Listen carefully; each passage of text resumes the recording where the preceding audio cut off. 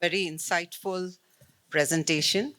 And now I invite the next speaker, Madhavi Kanumoory from Birla Carbon, Aditya Birla Group. Madhavi, the stage is all yours. Thank you. Appreciate the introduction. And Naveen, that was an inspirational talk, not just around AI, but things that you guys are doing for the overall good of humanity. Very humbling, and you guys are doing something really wonderful out there. So appreciate the talk. It was wonderful to listen to you, Naveen. ARC, thank you for inviting. Thank you, Mr. Raman, as well, and the entire ARC community for inviting to be part of this forum today. What I thought I'll do is I know there are a lot of sessions around how to, when to, what to, around AI and how you build ecosystems around use cases that you all are dealing with in your own industries. But what I also realized is something that has to be augmented very well alongside the ecosystems that you build from a technology perspective and from the processes that you would want to redesign, right? And that is another disruption that is yet to happen. And so I hope this session kind of nudges you to think a little bit around what else should you be thinking about in order to bring about the disruption in the companies that you work in the overall ecosystem, and in the world at large. I think Naveen brought in a lot of perspectives in terms of regulations, in terms of responsible AI, and what better industry other than pharma and medical industry to be looking at that. But it's not just that industry, it's every industry. So as many disadvantages you have, there are advantages as well. So how do we move forward looking at the overall aspect is something that I thought I should nudge you all a little bit as part of the beginning of the industry forum here. So I'll start with a story. I won't go through a lot of the slides, but it's a personal story. And I'm glad this forum happened so I could share this.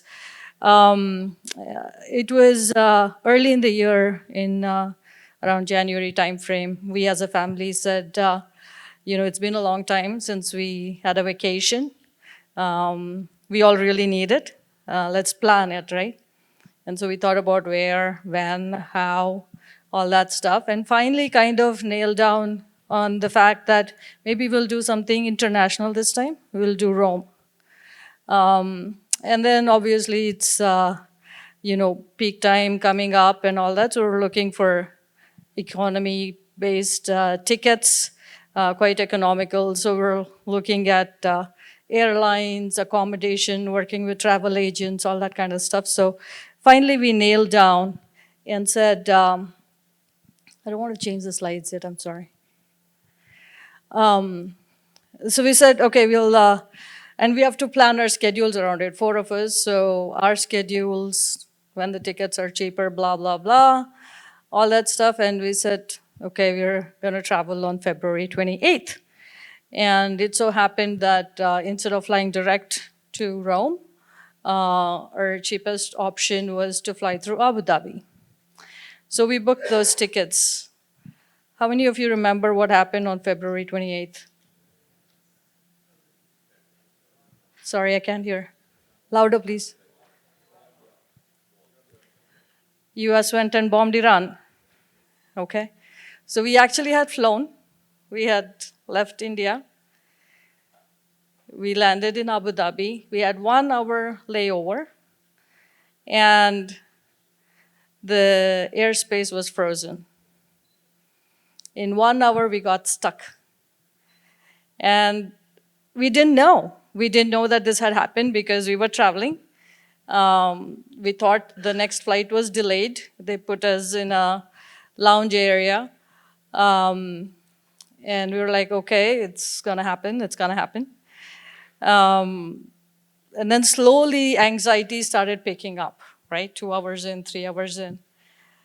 Anxiety started picking up, and suddenly our cell phones started ringing. All our cell phones at the same time. That was scary. extremely scary. They said, take caution, steer away from the windows, take shelter, do not panic. And we're like, okay, maybe somebody's testing something, maybe the government is testing something. But then soon we realized it wasn't, it was no test, this was serious stuff. So long story short, we then came to know that it was actually missile attacks that were happening, and Abu Dhabi was countering it, and hence the request to take shelter and stuff like that. So this kind of a situation, you can imagine what's going on in our minds, right? We want to be safe. That's all it is at the end of the day.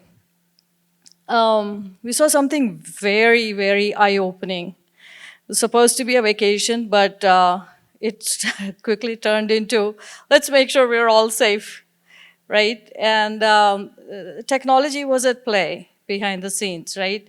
We didn't know what exactly happened behind the scenes, but the next thing we know, they're evacuating all of us, 10,000 passengers, from the airport all the way to their destination. So all of our luggage that was checked in all the way to our destinations was picked up, delivered to us. Everything was done, immigration, security, everything was done. We were transported to very nice hotels in school buses. And we were all safe. So we as a family got our accommodation in at 11 p.m. in the night, and we were just happy that we were safe. And then I started to reflect. This was some amazing, amazing leadership. Not a bit of chaos, not a bit of panic. Every single one of us were taken care of. And you could see not just the leadership from the very top, but to the front line, where we saw empathy, where we saw, courage, where we saw camaraderie, where we saw people helping each other. These are all the human elements that came together.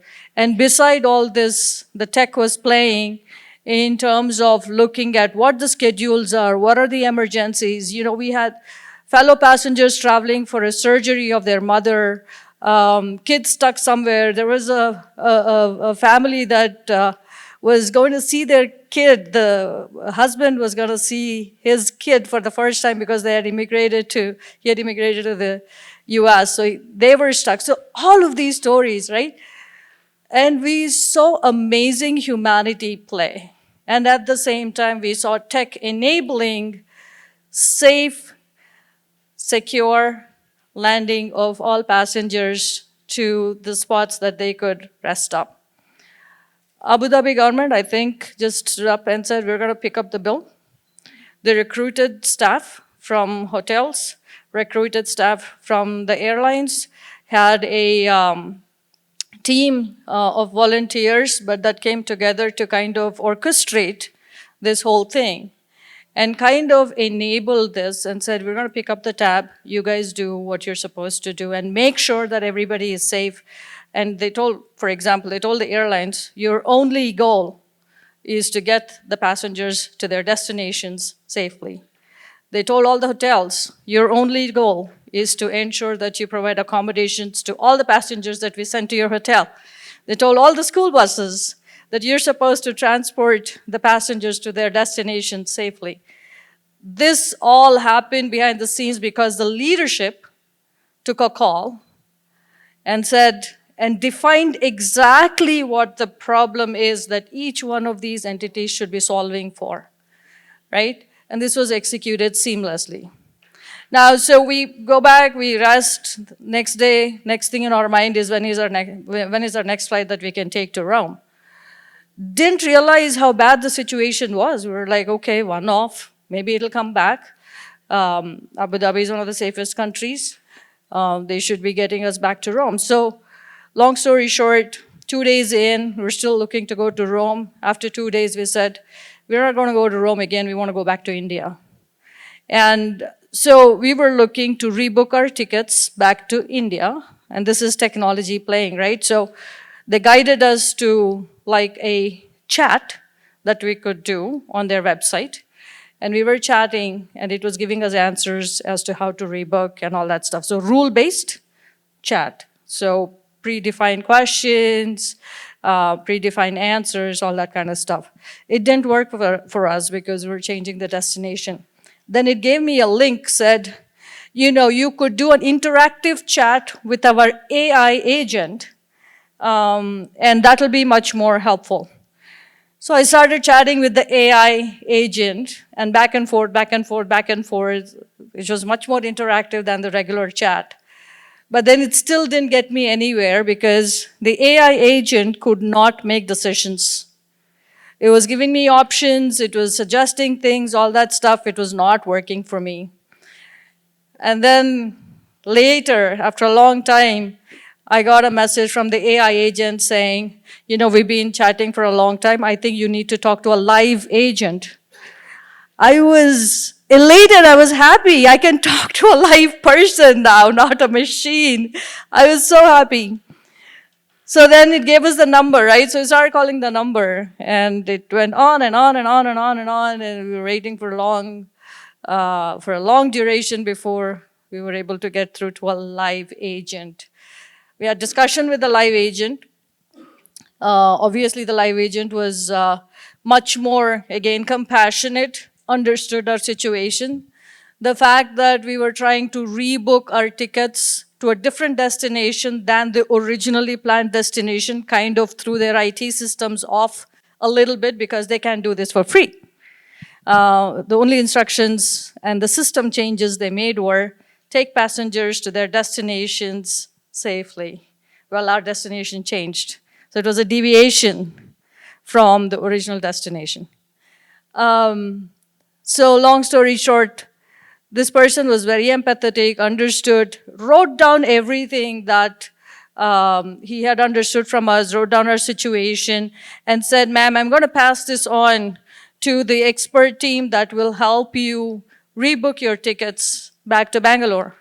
And we're very happy, but we waited. It didn't happen. What happened? While the tech was enabling this person to suggest what to do to take us back to Bangalore, this person was not empowered to make those changes. Empowered not just in terms of process, but empowered in terms of systems as well. He could not make that change. All this kind of opened my eyes in terms of understanding, well, we as technology leaders, we as digital leaders, we leverage technology. Technology is everywhere. There's a ton of technology for any kind of need that you want. How do you kind of bring that into your ecosystem, number one?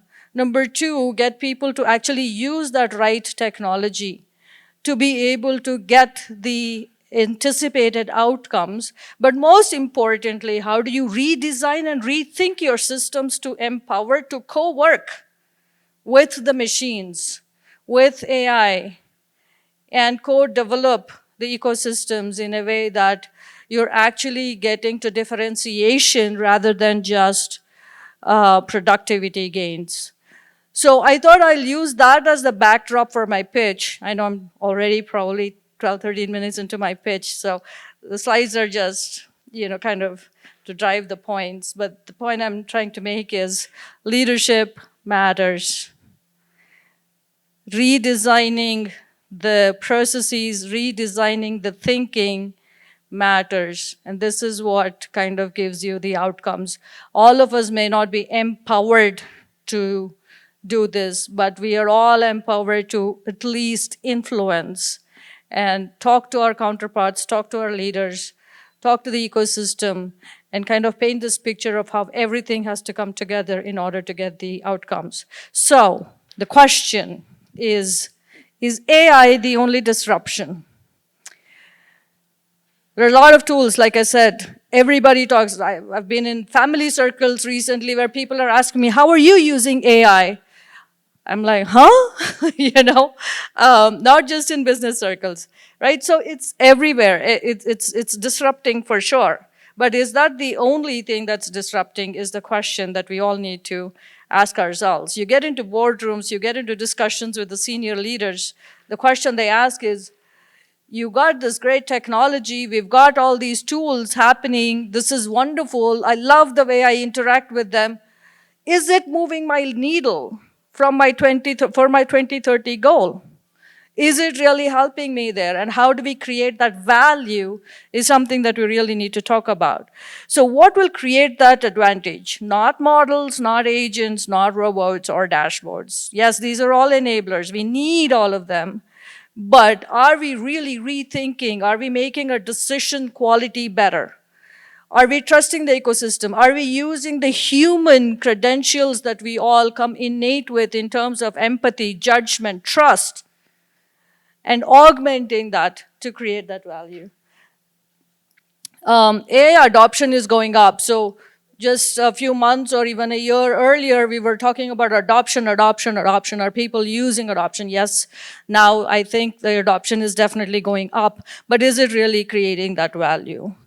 Are we really turning AI into that measurable enterprise impact? And this is a pet peeve of mine for two things. One, the fact that we're expected to anticipate what that measurable value is. Sometimes you don't know. Sometimes you do know, but you don't really design everything else around that to eventually get to that value, because it's not just the technology that'll get you the value, it's the whole ecosystem.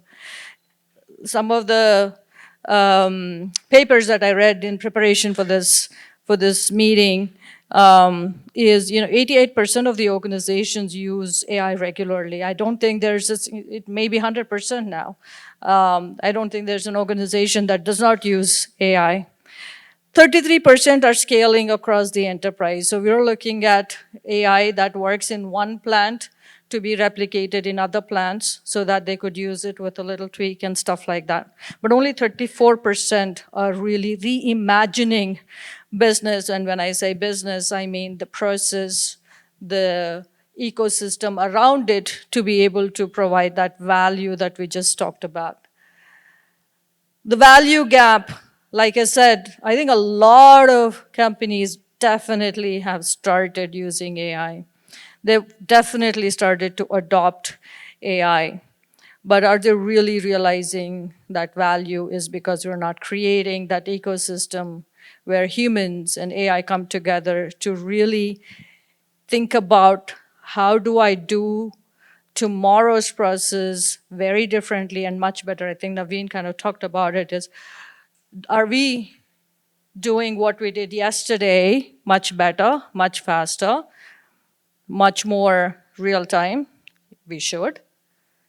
But are we stopping there? Or are we reimagining how do we do things differently tomorrow? If you go to the next slide, please. The leadership deficit. So as you can see in the chart, and obviously this is not discrete charts, but more indicative, right? AI is really, really exploding. We just saw the number of companies that are coming up, more startups that are coming up, more of the tech companies releasing much more advanced AI tools. That's exploding left, right, and center. But are we as leaders, are we as architects of the systems or processes reimagining and tweaking our thinking differently in terms of how we leverage that? We really need to shift fundamental mindsets. And we can go through the list here in the interest of time. I will summarize to three main things. One is moving from decision making to decision architecture. Back to the Abu Dhabi example. If there was an ecosystem that brought in the empathetic element, the trust element, along with the suggestions that the tech was doing together, and really moving the decision point to the person who was actually working with me as a customer, results might have been something different. So decision making in the traditional world rests with somebody at a leadership level, a manager. It goes through certain reviews. That's the industrial era. Gone are the days. Information is available today, real time at your fingertips. Are you making better decisions is the question. So shifting that mindset from decision making to decision architecting becomes the job of the leaders. Second is going from control to orchestration. We got to architect, but we also have to orchestrate the architecture. We need to bring the various elements, the data, the integrations, the technology, the human element, the context. You bring in all these, apply the human mindset in terms of judgment, your own experience, how do you make decisions, how do you orchestrate that whole ecosystem to be able to self-thinking, and then the governance aspect, the regulation aspect comes into play. How do you bring that together? Third is around not just be happy with looking at AI to do things what you have done better. Yes, it should. Productivity must improve, but are you really rethinking and applying your minds differently to kind of provide the differentiation from competition, from other disruptors that are coming up there? How do you differentiate yourself? If you go to the next slide, please. Human plus AI leadership. I loved the Gartner slide, Naveen, that you showed. Is 0% of IT jobs or IT work will be done by humans by 2030. But then the next point says 75% will be done by human plus AI together. And that's the nudge here. So if you look at the right side of the chart, it talks about how you bring in the human element with the advancements that AI brings together, combining that and making judgmental calls together is what this next generation is about. The decision loop. So we talked about the architecture. This is one slide that really kind of stuck with me in terms of how I think about my own job differently, is where leaders kind of define those problems. Back to the Abu Dhabi example. They said, airlines, this is your job. Hotels, this is your job. School buses, this is your job. Clearly defining the problem or the task at hand is the job of the leaders in the new era, right? Let AI do the work. Let it do the scenario planning. Let it give you all the inputs. Let it give you all the information. More real time, much faster, much more elaborate. Pump in the context, pump in the other elements that are needed. Let it be the best AI in the world.